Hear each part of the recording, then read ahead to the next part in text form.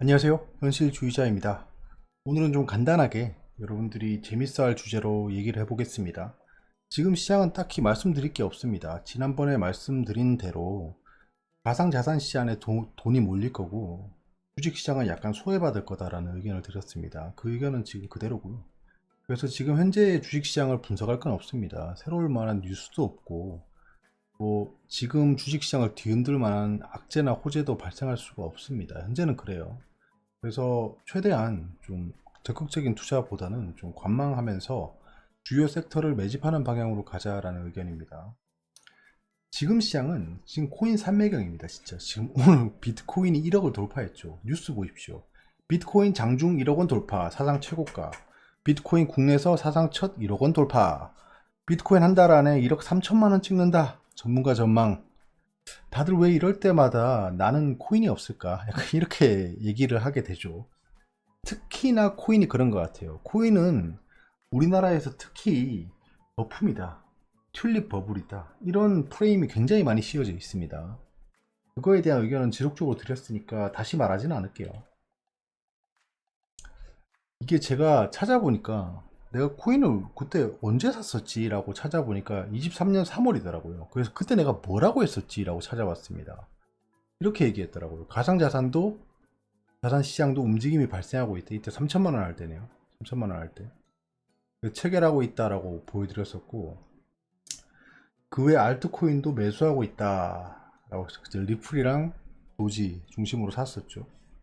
그때 당시에 이렇게 얘기를 했었어요. 1년하고 좀 1년 정도 전이네요. 1년 정도 전. 아, 그때는 몰랐죠. 왜 그랬을까요? 그때는 왜 제가 이 말씀을 드릴 때 다들 퀘스천 마크였을 거 아니에요? 이거 뭐야, 얘는? 사실 실제 반응도 그랬어요. 그럼 그때 어떤 뉴스가 나왔는지 볼까요? 2023년 2월에서 3월입니다. 비트코인 마구 사들였던 테슬라가 지난해 1,700억 원 가까이 손실을 봤다. 월가는 비트코인 상승 랠리가 지속 여부가 불투명하다. 뭐 이런 식의 의견을 계속해서 내고 있었어요. 그러니까 모두가 다 반대하고 있었고, 모두는 아니에요. 나 빼야지. 많은 사람들이 부정적인 의견을 내고 있었어요. 그러니까 그 상황에서 제가 저런 얘기를 했으니까 지금 뭐야? 이렇게 되는 거죠. 온갖 뉴스들이 눈과 귀를 가립니다. 항상 그래요. 항상. 그때 당시 코인 소식을 다루고 죽을 수 없는 투자재라고 말씀을 드렸을 때 반응은 한결같았습니다. 또 코인 얘기를 하냐고. 아니 무슨 왜 맨날 코인 얘기를 하냐고. 주식 얘기만 하라고. 왜 이렇게 코인에 대해서 신뢰성이 높냐. 뭐 이런 식의 얘기가 있었어요. 그때 당시 제가 맞고 뭐 그런 얘기는 의미가 없어요. 근데 분위기가 그렇다는 겁니다. 그게 결국에는 1년 뒤에 폼으로 돌아오는 거죠. 동서고금을 막론하고 최적의 투자 시점은 남들이 다 안 좋다고 할 때예요. 진짜 이거는 불변인 것 같습니다. 코로나 폭락 때도 똑같았잖아요. 남들 다 안 좋다고 할 때였어요. 그때도 거꾸로 갔다가 욕을 많이 먹었었죠. 그때 코인도 똑같았어요. 지금 돌이켜 생각해보니까 그렇더라고요. 별 생각이 없었는데 최근에 코인이 없는 애들이 전부 다 폼을 느끼고 있길래 도대체 왜 그럴까라는 생각을 해봤었습니다. 코인 타이밍은 지나갔어요. 예, 뭐 지금 사면 더 올라가고 이런 건 있겠지만 그거는 진짜 그때부터는 그냥 불타게 하고 기도하는 수밖에 없는 상황이거든요. 지금 현재는 코인 미래가 뭐 좋아 뭐 이것도 모르는 거예요. 사실 알 수가 없어요. 근데 그때 당시에는 이 죽을 수 없는 투자자가 바닥을 찍은 타이밍이었다고 판단했던 거예요. 그러면 이제는 무엇일까요? 똑같죠. 동서고금을 막론하고 똑같다는 겁니다. 지금 시점에서 소외받고 있는 하지만 미래 전망은 좋은 겁니다. 제가 늘 말씀드리는 AI, 로보틱스, 바이오, 그 다음에 뭐 우크라이나 재건 등등 정치 테마주 이런 것들이 있겠죠. 그러면 해당 종목들을 볼까요? 일단 제가 다 보유하고 있는 겁니다. 참고하고 들으셔야 돼요. 근데 보유를 꽤 오래전부터 했기 때문에 지금 시점에는 좀 모르겠습니다. 일단 시노펙스 같은 경우에 오늘 뭐 거의 상한가로 끝날 뻔했죠. 제가 이 타이밍 주에 말씀드렸던 것 같아요. 아직 홀딩하고 있습니다. 홀딩하고 있고 지금 현재 이렇게 상승을 해 있죠.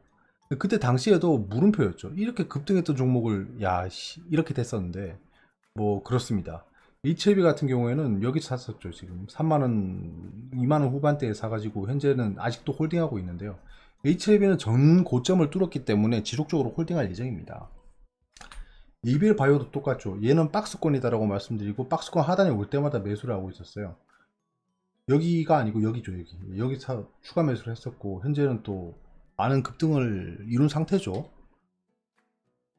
한국전력도 똑같습니다. 한국전력도 이 타이밍부터 바닥을 찍었다라고 했었고 바닥이 올 때마다 추가 매수를 했었죠. 현재는 뭐 큰 수익권은 아니지만 그래도 나름 괜찮은 포트폴리오로 자리 잡고 있습니다. 한국전력도.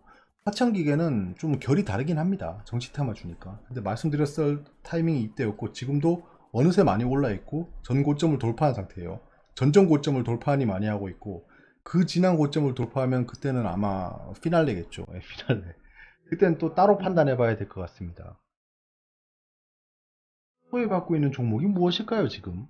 여러분들이 봤을 때 한번 곰곰이 생각을 해보세요. 한때 주목받았으나 기간 조정 중인 종목들이 있죠. 어떤 걸까요? 아실 것 같습니다. 에코프로죠, 에코프로. 에코프로 같은 경우에는 한때 조명을 받고 조정을 보이고 있습니다.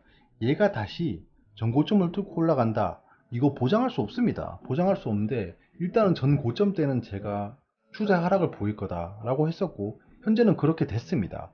그렇게 된 상태에서 저는 바닥이라고 생각하고 단기 바닥이라 생각하고 투자를 하고 있는 거예요.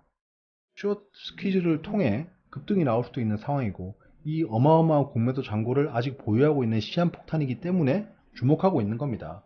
2차 전지 시장, 전기차 시장이 전망이 좋다는 거는 삼척 동자도 압니다. 삼척 동자도 알아요. 우리 집에 애도 압니다. 전기차 지나가면 소리 나면 귀신 지나간다. 앞으로는 다 저러겠네. 이렇게 얘기를 해요. 네이버 네이버 여러분들 까먹고 있었죠. 네이버 그때 바닥 찍었을 때, 이제 네이버도 슬슬 바닥인 것 같습니다. 오랜 기간 동안 떨어졌었고, 네이버 카카오도 똑같은 의견을 드렸었어요. 근데 바닥을 찍었다라고 판단하고 있습니다. 바닥을 찍었다는 게 반등해서 상승한다로 이어지진 않아요. 근데 바닥권에 왔다. 팔 사람 다 팔았고, 이제는 이 네이버나 뭐 그런 종목들을 눈독 들인 애들이 매집할 만한 타이밍이다라는 겁니다. 카카오도 똑같죠. 카카오도 지금 바닥을 찍고 점점 매집하는 세력이 늘어나고 있다는 겁니다. 카카오나 네이버는 죽을 수 없는 종목입니다. 어찌되었건. 도대체 우리나라에서 몇 년이나 이 IT 업계를 주름잡았습니까? 거기에 약간 여러 가지 계열사를 거느리면서 사업을 문어발식으로 확장하고 있죠. 뭐 플랫폼 기업에 대한 규제가 들어갈 것으로 보여지지만 그래도 수익을 창출할 수 있는 교두보가 마련되고 있는 거죠. 저는 현재 네이버랑 카카오를 가지고 있지 않습니다. 바닥이라고 판단하고 있는 거예요. 바닥이라고 판단한다고 무조건 사야 되는 거 아니지 않습니까? 그래서 네이버 카카오도 바닥권이라 생각하고 보고 있다는 겁니다. 다시 한번 결론을 말씀드리겠습니다. 동서고금을 막론하고 최적의 투자 시점은 남들이 다 안 좋다고 할 때입니다.